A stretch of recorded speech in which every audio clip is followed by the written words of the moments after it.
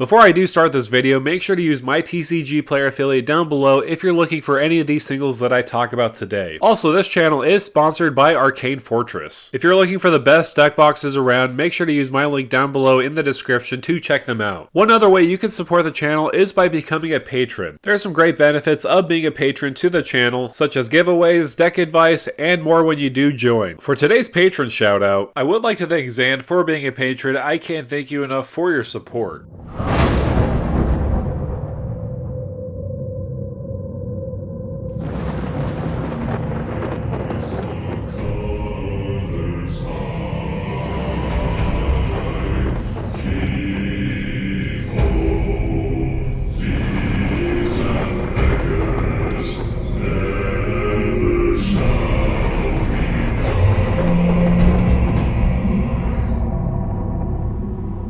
Many cultures and mythologies speak of giant monsters of the deep. The Leviathan, for example, from the Hebrew Bible, is described as a primeval chaos monster. Jormungandr, otherwise known as the World Serpent, wraps around the earth with his tail and is the one responsible for killing Thor in Ragnarok. The Kraken, in many myths such as Norse and Greek mythology, is a terrible foe to many who dare challenge it. In the universe of Magic the Gathering, many of these myths are explored in a unique twist that Magic the Gathering has to offer. In today's video, I will be covering the sea monsters of Magic the Gathering and how to build around them in Commander. For sea monsters, they come in many different forms. Many cards refer them to as krakens, leviathans, octopuses, or serpents. The color combination of sea monsters in EDH focus primarily on the blue color and with support colors of either green or black. It is very rare that you would see a white or a red sea monster in Magic the Gathering. The most popular color combination for sea monsters is the semi-color combination of blue and green. Following that, you will see the Dimir color combination of blue and black. There are also some other miscellaneous commanders that could take advantage of other colors, but those are the two most popular color combinations, and for good reason. So now that we've established the sea monsters of Magic the Gathering and also the color combinations that best fit with them, the biggest and most important factor of your deck building is picking the right commander for your strategy. But I will dive into some of the best options you can choose from, or even fun flavorful options, because of course you want to have a bit of both when playing the game of Commander. The first commander I do want to talk about is Kiora, Sovereign of the Deep. So for 3 green and a blue, she does have Vigilance and Ward 3, and whenever you cast a Kraken, Leviathan, Octopus, or Serpent spell from your hand, look at the top X cards of your library where X is that spell's mana value. You may cast a spell with mana value less than X from among them without paying their mana cost. Put the rest on the bottom of your library in a random order. So basically when you do cast a sea monster spell, that sea monster spell will have Cascade, and then you will be able to cast something with mana value less without paying its mana cost. So overall, this is a pretty sweet commander. Of course, a lot of your big giant sea monsters will be a lot to cast, and so having that ability to get a cascade effect off of those sea monsters is pretty incredible for a commander. Following that, we do have another merfolk with Kinesos, Priest of Thassa. For 1 and a blue, we do have a merfolk cleric with a 1/3 body. If you would scry a number of cards, scry that many plus 1 instead. He also does have an activated ability by paying 3 and semi-color hybrid mana. Look at the top card of your library. If it's a Kraken, Leviathan, Octopus, or a Serpent creature card, you may put it onto the battlefield. If you don't put the card onto the battlefield, you may put it into the bottom of your library. Kinesos, in a weird way, feels like Kiora in the way where you're cheating out spells, but instead of cheating out free spells, you are cheating out big giant threats that are on top of your library. Plus, I will mention, he is the cheapest commander on this list, being only 2 mana compared to the whopping 5 or even more mana than that. There is another cheap mana cost commander in the form of Dimir colors with Runo Stromkirk, and on the backside, Krothis, Lord of the Deep. So Runo for 1 blue and a black is a legendary creature, Vampire Cleric. When he does enter the battlefield, put up to 1 target creature card in your graveyard on top of your library. At the beginning of your upkeep, look at the top card of your library. You may reveal that card. If that creature card has mana value 6 or greater, reveal this way, transform Runo Stromkirk, and then you will transform it into Krothis, Lord of the Deep. And Krothis Crothis does have the ability of flying, and when he does attack, create a tapped and attacking token that's a copy of another attacking creature. If that creature is a Kraken, Leviathan, Octopus, or a Serpent, create 2 of those tokens instead. This is pretty similar to Kinesos in the fact that you want to have some big giant creature on the top of your library so that you can flip it into Crothis. And with Crothis, he does have an amazing attack trigger to clone another attacking creature, but if it is one of those sea creatures, you can make 2 clones of it. So I will say this one is pretty fun and flavorful. I do like it a lot for what it does. So Runo and the other commanders I mentioned previously focus and synergize with a lot of those sea monsters. The rest of the commanders that I will talk about in this section don't necessarily fit in with the sea monster aspect, but just the fact that they are one of those sea monsters, I do have to give them a mention.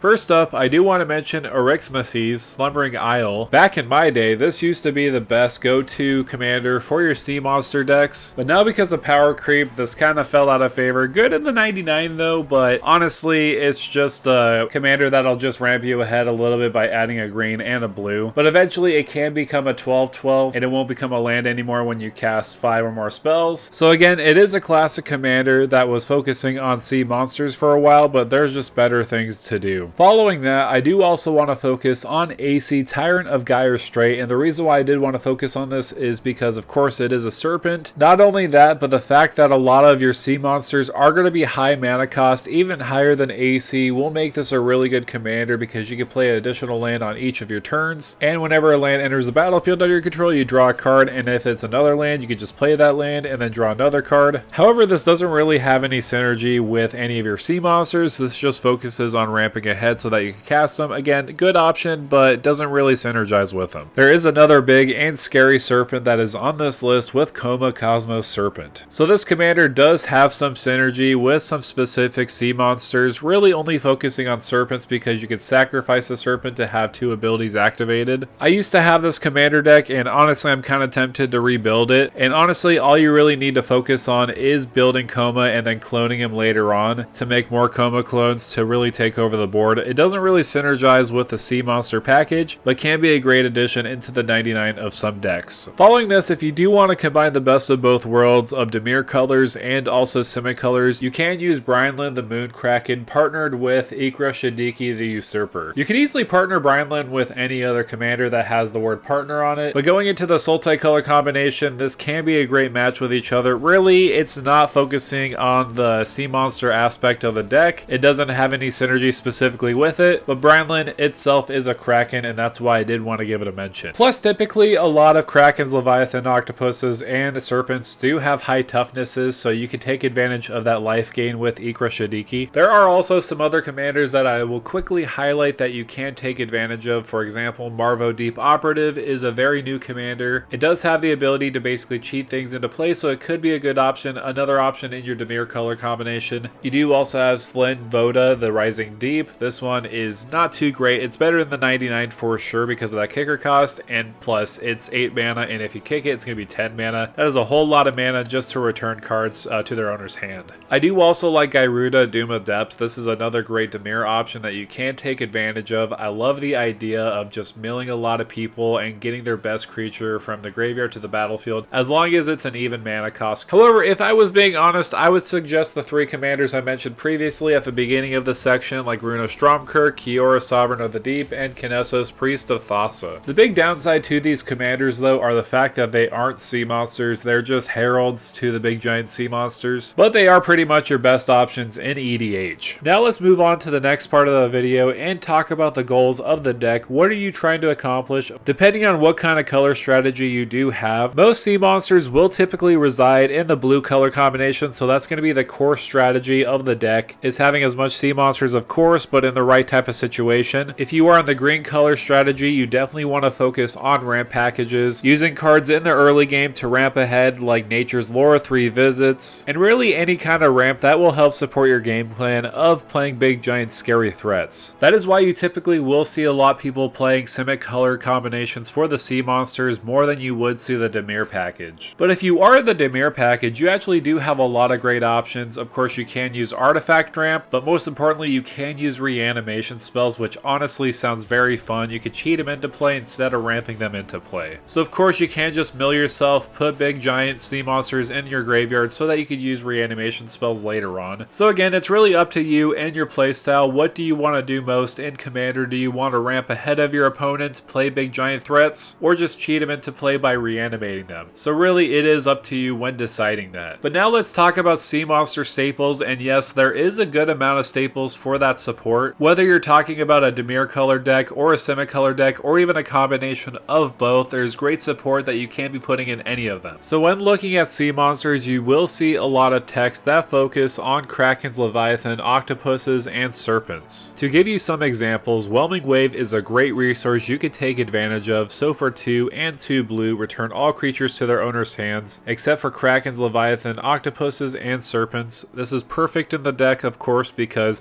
you could return all creatures on the battlefield besides yours, basically. Another example that is perfect in this deck is spawning Kraken. Whenever a Kraken, Leviathan, Octopus, or Serpent you control deals combat damage to a player, you create a 9/9 blue Kraken creature token. In a typical sea monster deck, you will have a lot of options to tap down opponent's creatures so that you could swing away with your own. And I will say with spawning Kraken, there's an absolute busted synergy that you can take advantage of with Serpent of Yawning Depths, because Serpent of Yawning Depths has that ability. Krakens, Leviathans, Octopuses, and Serpents you control can't be blocked except by Krakens, Leviathan, Octopuses, and Serpents. So if you do have this on the battlefield with spawning Kraken, you could just make a lot of Krakens on the battlefield. The more you do have, the more you can just make on top of that are 9/9s. So that is a pretty cool synergy. Of course, we do also have Kinesos and also Kiora if you do want to play them in the 99. They just provide a way where you could really take advantage of their abilities so that you could cheat in big giant threats on the battlefield that are either Krakens, Serpents, Leviathans, or Octopuses. And that is mainly it as far as the wording specifically goes in the text, where you would see the Kraken, Leviathan, Octopus, and Serpents. But there are also some other sea monsters that you can put in the 99 to really tune up your deck.